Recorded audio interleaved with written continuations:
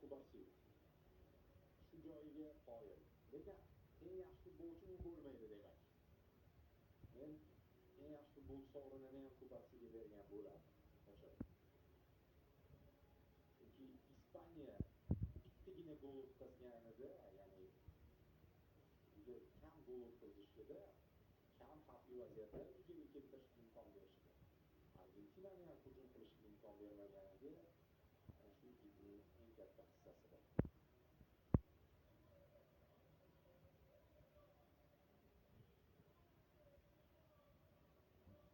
Va Unai Simon ham o'sha quruq seriya bo'yicha rekordchi.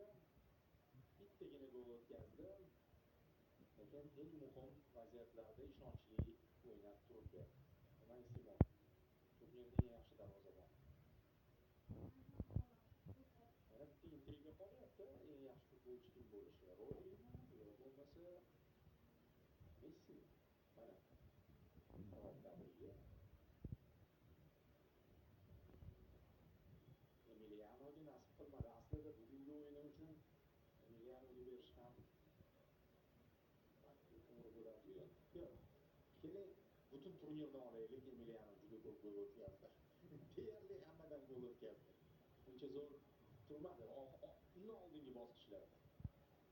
Finalda zo'r turib berdi Emiliano, biroq hamma o'yinlarni qo'shganda Unai Simon yaxshiroq.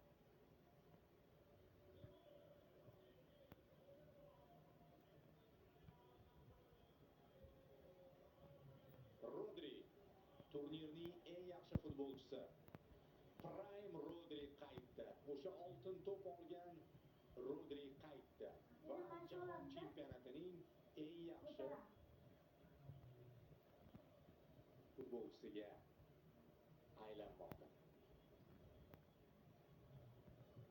Endi Lionel Messiga hozir sovrin ketganda gap so'z ko'payapti. Menimcha o'zi ham juda kutmagan bo'lsa kerak.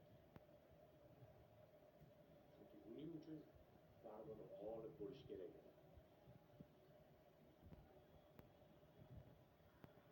Musobaqaning oltin to'pi sohibi Rodri 100% munosib. Boya Kubarsiga ham munosib dedim, lekin Rodri ham boshqardi. Ispaniya o'yinini o'rtadan turib to'liq boshqardi. Individual sovrinlarning hammasi deyarli Ispaniyaga ketdi. Eng yaxshi to'pura Mbappe bo'lib qoldi 10 ta gol bilan. Ikkinchi o'rinda Lionel Messi. Va Messi assistlar bo'yicha Olise bilan raqobat qilayotgan edi. Xullas 6